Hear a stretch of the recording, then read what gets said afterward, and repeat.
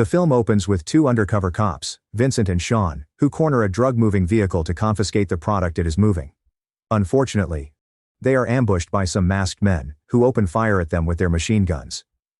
Suddenly, they hear the police sirens wailing near them and run away. Vincent and Sean confiscate 25 kilos worth of cocaine from the vehicle and drive away from there. Vincent heads back home, where he gets a call from his ex-wife, Dina, with whom he shares a teenage son. He sits back and analyzes his target board, on which he has a casino owner named Stanley Rubino and a drug lord named Novak.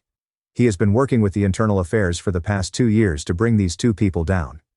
The next day we are introduced to the film's female protagonist Jennifer Bryant, an officer in the narcotics department. When she arrives at her department, her superior asks her about the cut on her face. She shares that she got herself injured while fighting bad guys in a meth lab she busted last night.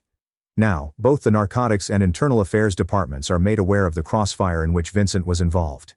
Vincent convinces the chief to let him and Sean take over the case so he can recheck if he's left any shred of evidence behind. When Vincent arrives at the site, he encounters Jennifer. Leaving the investigation to Jennifer and her department, Vincent drives to the town's hospital, where his wife, Dina, works as a nurse. He picks up his son Thomas from there and drives him to his baseball practice. When Vincent briefly stops at the red light, some thugs ambush him. They stab him and kidnap Thomas from the passenger's seat.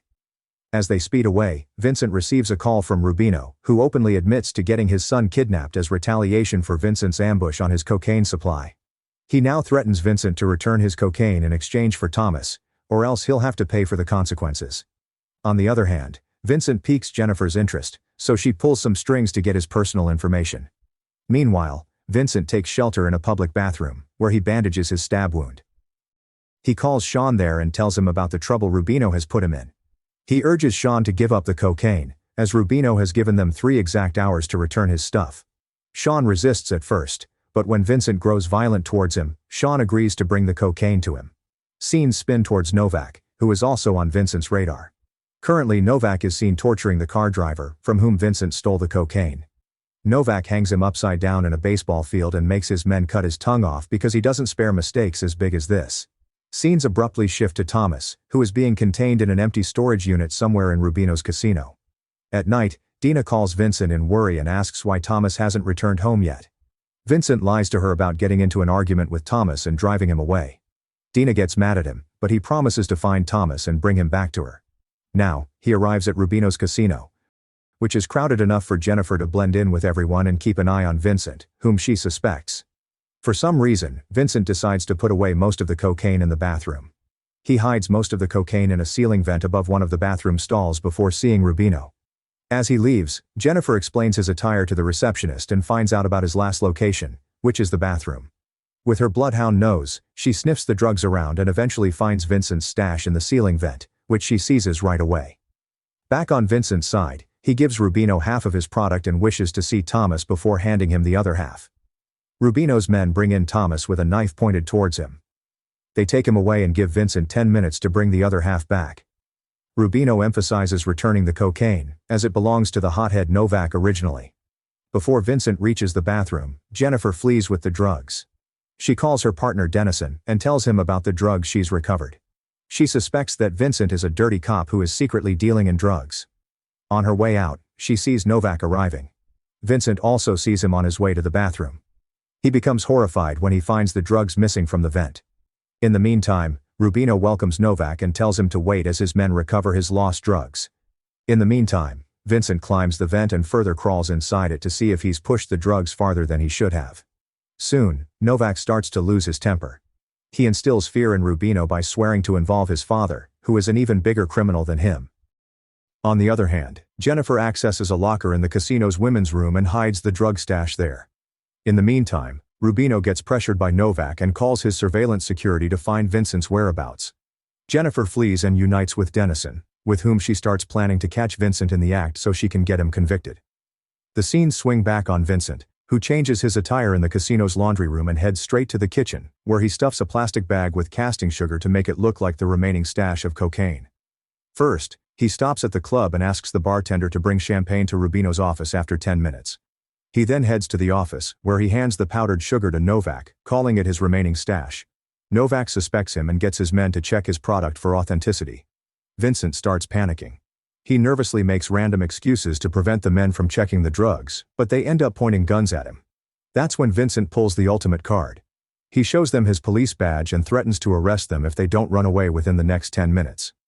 He also claims that his entire unit is here to capture him, which is a lie that Novak buys. Suddenly, their door gets knocked. It is probably the champagne guy, but Vincent convinces everyone that the cops have arrived on their doorstep. Rubino helps Novak escape through the back door without checking his drugs. Novak thanks Vincent for not letting him get arrested and leaves with his drugs, not knowing the reality. Once Novak and his drug dispute are settled, Rubino frees Thomas as promised and tells Vincent to collect him from downstairs. On the other hand, Jennifer and Dennison wait to capture Vincent in the main lounge, where Thomas is also present. In the parking lot, Novak checks his drugs and immediately figures out he's been tricked. He angrily returns with his men to confront Rubino. While Vincent unites with Thomas and escorts him out of the casino, Novak grabs Rubino by the crotch and confronts him about the sugar in the name of cocaine. Rubino spills the beans on Vincent being the ultimate deceiver and contacts his head of security to recapture Thomas to manipulate Vincent. Vincent is pre-aware of the drama, so he tries to escape the casino through an emergency fire exit with Thomas. He briefly stops to catch a breath as his stab wound has started bleeding again. When he and Thomas arrive at the kitchen, the head guard finds them and immediately attacks Vincent. He unleashes his wrath on him and throws him around, scaring the kitchen staff away.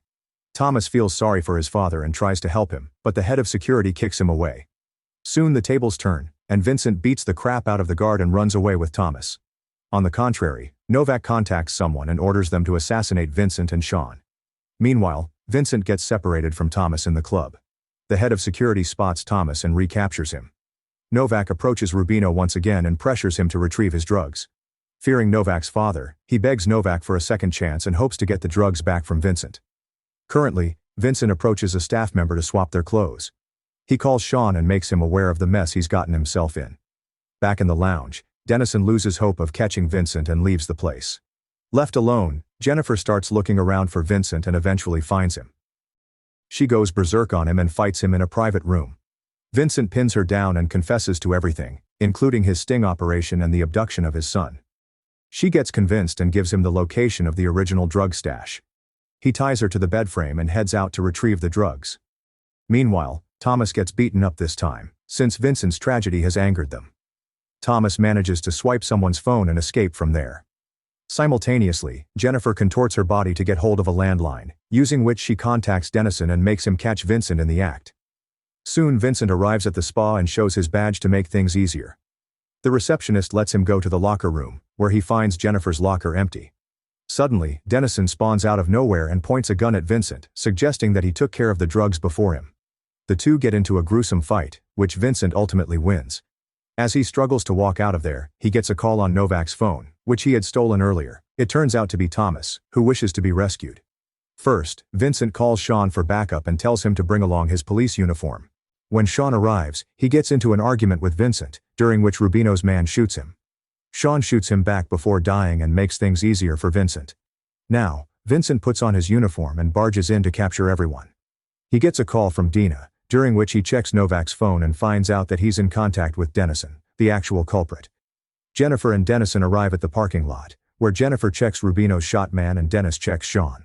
Sean turns out to be alive, but Dennison chokes him to death. He then goes to meet Novak in person, but Novak threatens to shoot him for not executing his tasks properly. Dennison reminds him that he has all the dirt on him, which will come out naturally if he shoots him now.